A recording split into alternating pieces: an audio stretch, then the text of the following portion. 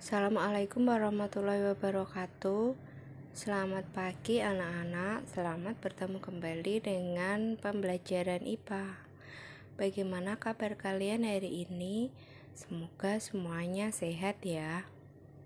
Walaupun belajar dari rumah, Bu Sri harap kalian tetap semangat mengikuti pembelajaran. Anak-anak, sebelum kita memulai pelajaran, mari kita berdoa dulu. Kita awali dengan membaca basmalah bersama-sama. Bismillahirrohmanirrohim. Anak-anakku yang hebat, minggu lalu Ibu sudah memberi materi pertama tentang objek IPA dan pengamatannya. Untuk minggu ini, materi akan kita lanjutkan di besaran dan pengukuran. Apa itu besaran? Kita lihat ya, besaran merupakan segala sesuatu yang dapat diukur dengan alat ukur dan nilainya dapat dinyatakan dengan angka.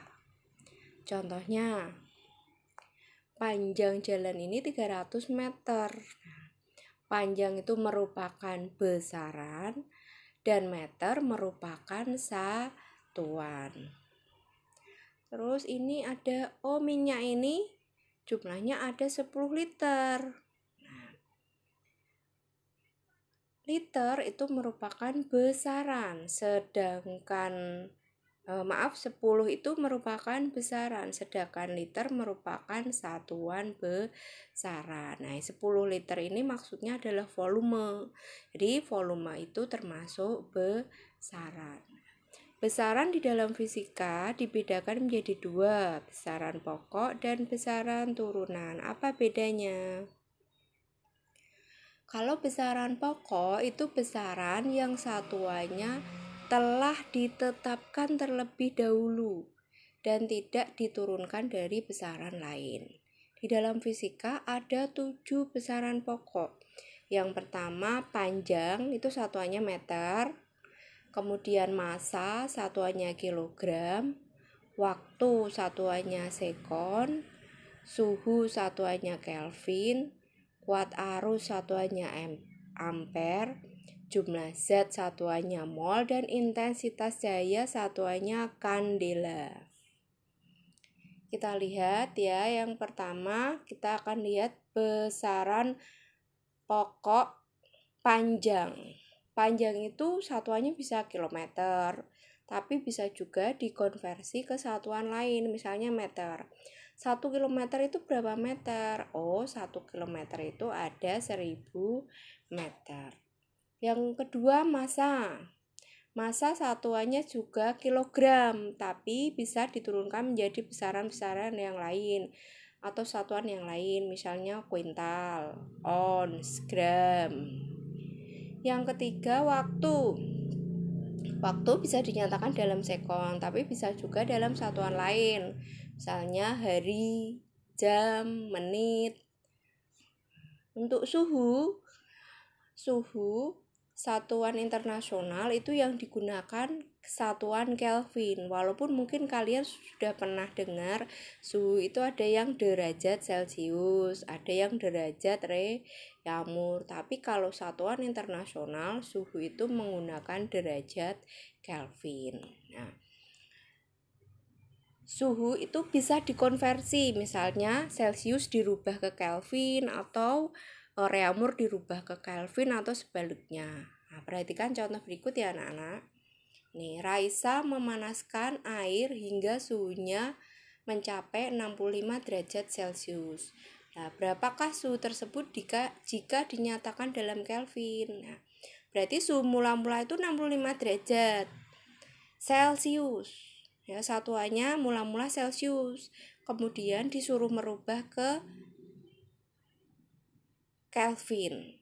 Nah, bagaimana? Ya, kita lihat yang di atas tadi. T sama dengan T kecil ditambah 273. Jadi kalau kita akan merubah derajat Celcius ke derajat Kelvin, itu suhu mula-mula ditambah 273. Jadi misalnya ini 65 suhu mula-mulanya atau derajat Celciusnya. Kemudian akan dirubah ke Kelvin, berarti 65 ditambah 273, ketemu 338 Kelvin. Sampai di sini ada pertanyaan? Nanti kalau ada pertanyaan, kalian bisa langsung komen di channel ini atau bisa lewat WA. Kita lanjut. Kalau tadi kita bicara besaran pokok, ada 7 besaran pokok, kita lanjut ke besaran turunan.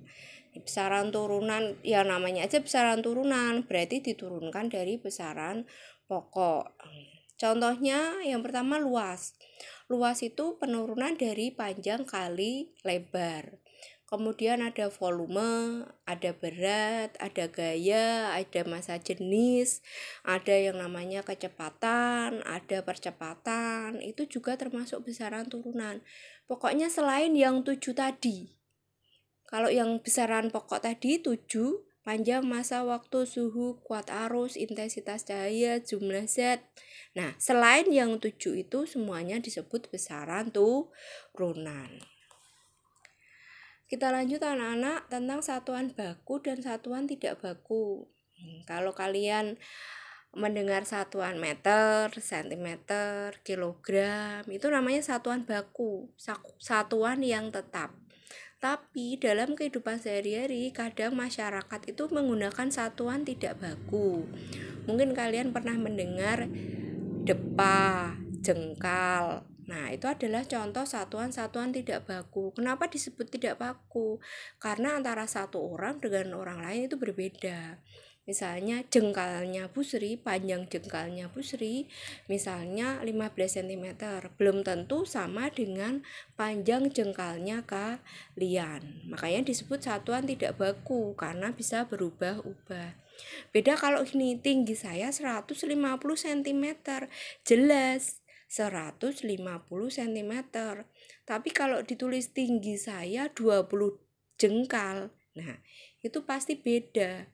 Mungkin kalau Bu Sri ngitung 20 jengkal, mungkin dihitung dengan tangan orang lain bisa saja ketemunya 25 jengkal atau 15 jengkal. Makanya disebut tidak baku karena berubah-ubah.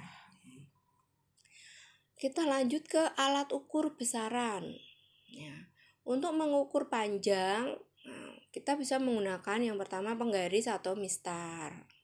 Kemudian ada juga yang namanya jangka sorong. Ini jangka sorong. Mungkin kalau jangka sorong adalah sesuatu yang baru buat kalian. Kalau mistar atau penggaris mungkin kalian semua sudah tahu. Yang selanjutnya ada yang namanya mikrometer, skrup. Ini adalah contoh-contoh alat ukur untuk besaran panjang. Untuk mengukur massa, apa yang digunakan? Ada yang namanya neraca, atau dalam kehidupan sehari-hari kita nyebutnya timbangan. Cuma kalau di bahasanya fisika, di bahasanya IPA itu untuk mengukur massa kita menggunakan neraca. Terus untuk mengukur waktu bisa menggunakan jam, bisa menggunakan stopwatch. Kalau untuk mengukur suhu apa yang digunakan? Alatnya namanya termometer. Terus kalau mengukur besaran turunan bagaimana? Nah, contoh mau mengukur luas benda. Nah, luas benda itu rumusnya apa? Luas itu kan panjang dikali lebar. Ya, berarti kita harus tahu panjangnya dan lebarnya, kemudian dikalikan. Kalau mengukur volume itu kan perkalian dari panjang kali lebar kali tinggi. Jadi dikalikan panjang kali lebar kali tingginya akan ketemu volumenya. Kalau mengukur volume zat cair, misalnya kita mau mengukur volume air ini berapa, kita bisa menggunakan yang namanya gelas ukur. Sampai di sini ada pertanyaan anak-anak? Sekali lagi, jika ada pertanyaan, kalian bisa komen nanti komentar di channel ini, atau kalian bisa WA ke nomor Bu Sri di 081227351181. Sampai ketemu dengan pembelajaran selanjutnya dengan materi yang lain lagi. Wassalamualaikum warahmatullahi wabarakatuh.